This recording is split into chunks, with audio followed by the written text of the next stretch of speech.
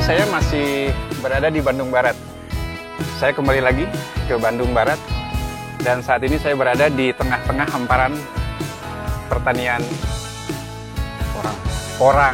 Nah, ini hampir sebentar lagi, mungkin ini hampir panen. Seperti apa sih kegunaan porang ini ya? Umbinya besar-besar juga. Dan adapun porang yang ada di sekitar saya ini ketinggiannya hampir 1 meter. Ini mungkin sudah normal ya ketinggian porang setinggi 1 meter ini. Dan seperti apa penanaman di sini? Siapa yang menanam? Saya ketemu Kang Diki. Luar biasa, petani muda, petani milenial dari Bandung Barat. Selamat siang Kang Diki. Selamat siang Pak. Baik, ketemu lagi ya buat teman-teman Tangger Channel di luar sana. Salam lestari, salam petani milenial. Dan kita ingin tahu sejauh mana sih petani-petani yang ada di Indonesia. Ada juga petani-petani pemula. Mungkin ini lebih baik ya, alangkah baiknya juga Kang Diki ini sebagai petani milenial, salah seorang yang sudah berhasil di Bandung Barat. Tepatnya di desa apa nih Kang Diki? Desa Batu Layang. Batu Layang, Kecamatan Cililin. Kecamatan Cililin. Nah, buat teman-teman ini ada di Bandung Barat.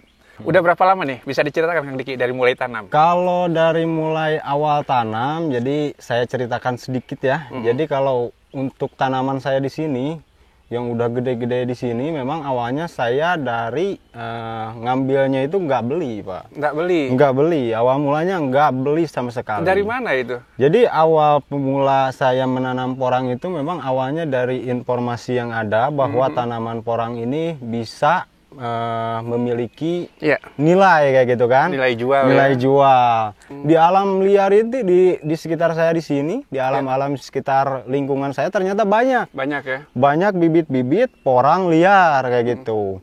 Nah dari sana saya ambil kemudian saya pindahkan ke lahan. Ini kurang lebih Pak, tanaman kurang lebih jalan 2 musim. Jalan 2 musim. Jadi disebut 2 musim karena tanaman porang itu unik Pak. Tanaman porang itu tanaman yang hanya tumbuh di musim hujan. Hanya tumbuh di musim hujan. Kalau musim kering dia tidak tumbuh? Musim kering enggak. Langsung dia layu ya? Layu dan mati. Pohon beserta buah-buah kayak gininya dia akan jatuh ke tanah. Nantinya setelah dia jatuh ke tanah pas di musim kemarau, setelah musim kemarau masuk ke musim hujan dia tumbuh. Ini ada bibit-bibit ya yang di atas ini nih Kang Diki. Ini apakah memang ini yang harus diketahui juga nih oleh para, nah ini ya, ini ada bibit-bibit di atas daun-daun ini ya. 1, 2, 3, 4, 5, 6 ini. Ini dinamakan katanya katak. Kenapa disebut katak? Jadi dinamakan katak memang karena bentuknya bentuknya kayak katak kulit lagi. Katak. Iya, kulit katak kayak gitu. Iya. Bukan apa nih Kang Diki? Saya sangat tertarik. Ini kan hanya sebatas setinggi dengan saya sama. Ya. Tapi di samping sana ada yang lebih tinggi. Mungkin ada rahasia. Siap. Apa nih formulanya? Oke, teman-teman. Ini di sini ada kelebihan bahwa ada porang yang lebih tinggi dari ketinggian saya. Kita lihat ke sana, kita sambil ngobrol di bawah pohon porang. Ya. Ini dia, sekarang saya sudah sampai ke salah satu blok atau lokasi tanaman porang yang tinggi. Ya, beda dengan tanaman porang yang di tempat lain. Ini ketinggiannya melebihi dari 1,70 meter mungkin, karena saya tinggi saya adalah 1,64. Jadi ini lebih tinggi dari tinggi badan saya, dan saya katakan ini sangat luar biasa. Apa sih rahasianya kok bisa tinggi seperti ini, dan berapa sih usia ini tanaman porang ini? Kebetulan kita temui Kang Diki yang sangat luar biasa. Petani milenial, petani muda dari Bandung Barat, dari desa Batu Layang, Kecamatan Cililin. Jadi harus bangga untuk pemerintah daerah Bandung Barat bahwa punya generasi muda yang sangat luar biasa dan bisa dicontoh oleh petani-petani muda atau juga calon petani atau petani awal ya, petani yang masih belajar. Mari kita simak terus tentang bagaimana menanam porang yang tingginya, dan ini lebih tinggi dari saya, dan ini sangat luar biasa. Bisa diceritakan nih Kang Diki, kok bisa seperti ini tinggi? Boleh. Jadi kalau untuk porang saya di sini alhamdulillah dari awal penanaman sampai sekarang itu tidak menggunakan pupuk kimia, Pak. Jadi saya usahakan untuk menanam porang full organik. Full organik Full ya. organik. Jadi tanpa bahan kimia. Nah, untuk itu, untuk perawatan porang sebetulnya sangat simpel, Pak. Ya, sangat simpel sekali. Oke, kita sambil duduk deh kayaknya. Boleh, enak banget deh nih. Ya, dilanjut Kang Diki, tadi seperti apa? Siap. Jadi kalau untuk penanaman ataupun perawatan porang itu sebetulnya simpel, Pak. Simpel ya. Simpel. Yang pertama untuk untuk membudidayakan porang itu kita otomatis kita harus punya bibit ya. Iya. Yang pertama itu bibit. Jadi bibit itu ada dibagi jadi beberapa jenis, Pak. Dari buahnya bisa, yang namanya katak buahnya tadi yang katak itu ya. Bisa juga dari bibit umbi. Umbinya kita tanam bisa tumbuh lagi nantinya. Umbi yang kecil-kecil disebut umbi mini. Yang belum masuk ke kriteria pabrik untuk diolah, nah di sana bibit itu bisa kita kembangkan lagi. Nah, yang kedua adalah penggemburan tanah. Otomatis penggemburan tanah ini sangat penting sekali, Pak. Sangat penting sekali agar tumbuh kembang si umbi itu bisa maksimal. Nah, setelah digemburkan tanahnya, kemudian dikasih pupuk kandang. Di sini semuanya pakai pupuk kandang, Apa Pak. aja tuh pupuk kandang? Pupuk kandang campurannya bisa kohe ayam, bisa kohe kambing juga, dicampur semuanya juga bisa. Sebentar, teman-teman di luar sana mungkin tadi Kang Diki bilang kohe. Kohe apa sih bahasa Indonesianya? Kohe itu kotoran hewan. Singkatan kohe itu kotoran hewan ya. Dan kebetulan Kang Diki adalah orang Sunda, tapi insya Allah dengan bahasa-bahasa yang luar biasa kita bisa berkomunikasi dengan baik. Oke, lanjut Kang Diki. Ini menarik. Setelah dicampur kayak gitu, baru dimasukkan ke bisa di bedengan ataupun nantinya dibikin paritan dulu. Kemudian si umbi itu atau si bibit itu ditanam di sana. Jadi pemupukan itu menggunakan pupuk kandang, intinya kayak gitu. Nah, setelah di sana kita udah tumbuh, tanamannya udah tumbuh semua, sudah keluar daun.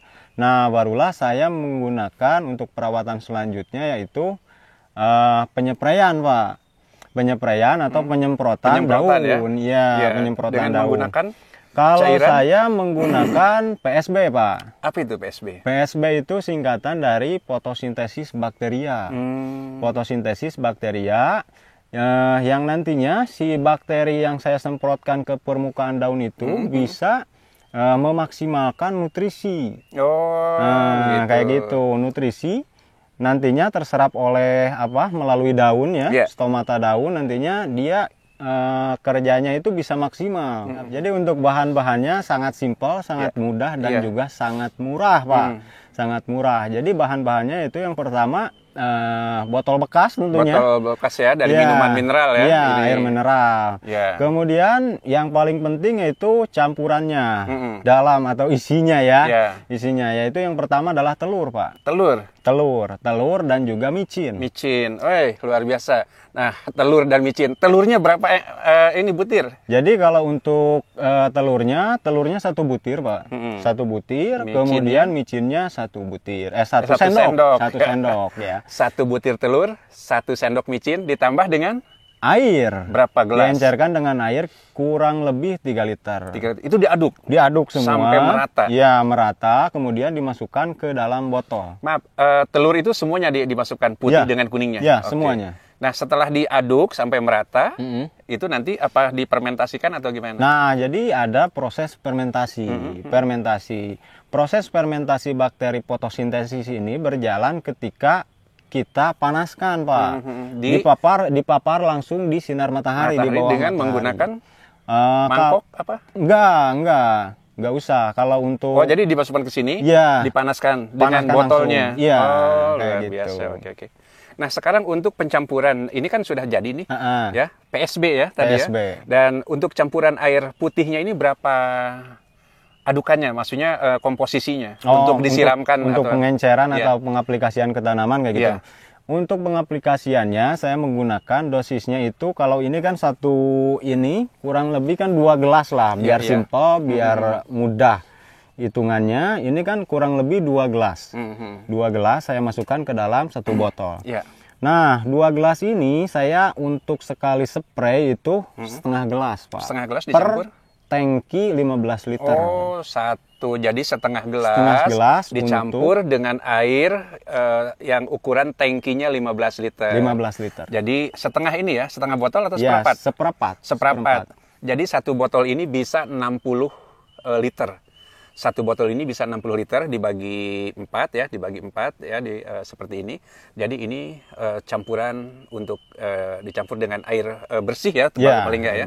Tapi kalau yang ini pakai air matang atau air biasa aja? Air biasa saja. Air biasa saja. Nah, jadi kalau untuk disemprotkan ke tanaman, insya Allah akan bagus semua tanaman sebetulnya. Semua tanaman. Luar biasa, terima kasih nih Kang Diki ilmunya untuk para petani milenial di luar sana, terutama untuk petani pemula yang ingin maju dan ingin memajukan diri dan memajukan lingkungan dan memajukan generasi muda di lingkungan kita. Ayo, seperti Kang Diki, ya kita semangat terus bertani.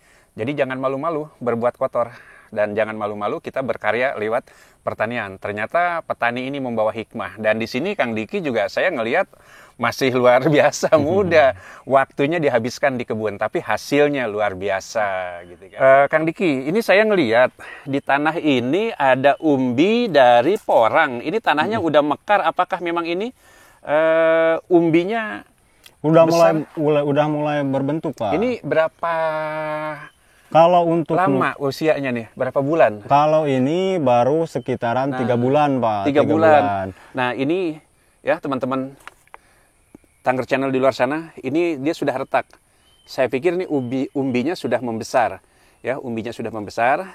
Berapa kilo nanti kira-kira yang sudah pernah dicabut? Oh, kalau untuk ukuran batang segini, untuk yang musim-musim kemarin ya, pengalaman musim kemarin, batang seperti ini sebesar itu bisa mencapai 6-7 kilo, Pak. Umbinya. Kalau yang normal itu biasanya berapa kilo? Kalau yang normal perawatannya biasa-biasa ya mungkin paling di 4 kilo paling maksimal 5 kilo kali ya. Kalau dirawatnya maksimal walaupun sama pupuk yang murah kayak gitu kan, yang murah dan mudah.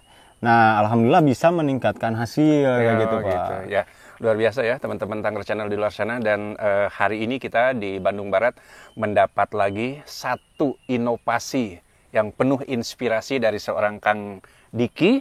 Ternyata untuk bertani porang ini perlu juga kita melalui inovasi-inovasi, dan seperti pembuatan apa tadi PSB apa singkatannya? Fotosintetik bakteria. Fotosintetik bakteria yang ini yang akhirnya disiramkan kepada daun, dan daunnya disiramkannya jam berapa? Kalau untuk waktu pengaplikasian yang bagus itu kan PSB, fotosintesis bakteria ya. Jadi bakteri ini bekerja ketika ada cahaya. Jadi sebelum jam adanya 7 cahaya. pagi? Bagus. Bagusnya jam 7 ataupun masih pagi ketika sinar mataharinya ketika diaplikasikan dia full, menyerap sinar matahari sehingga dia akan menyerap. Nah, kayak gitu. Sepanjang hari bisa menyerap nutrisi kayak gitu. Baik teman-teman Tangger Channel. Luar biasa saya katakan. Saya ketemu lagi dengan orang-orang yang luar biasa, dan inilah hasil perjalanan satu langkah, jangan berhenti melangkah untuk membuat kita lebih banyak tahu. Kang Diki tadi tidak pelit-pelit bahwa campurannya dari satu butir telur itu dicampur dengan 1 sendok micin dicampur dengan 3 liter air. 3 liter air. 3 liter air dan diaduk, dan setelah itu dipanaskan di sinar matahari sampai berwarna seperti ini, dan ini seperti kopi. Tapi tadi sudah saya buka, aromanya memang luar biasa ya, tidak sedap, tapi justru inilah yang membuat hasil lebih bagus lagi untuk tanaman porang. Ya, demikian teman-teman Tangger Channel di luar sana, jangan lupa subscribe yang belum subscribe, dan juga like serta komen yang penuh inspirasi juga. Dan nanti kalau ingin lebih banyak tahu, silahkan bisa kontak Kang Diki dengan nomor yang ada di bawah ini. Terima kasih, salam lestari, salam petani milenial, semoga berhasil.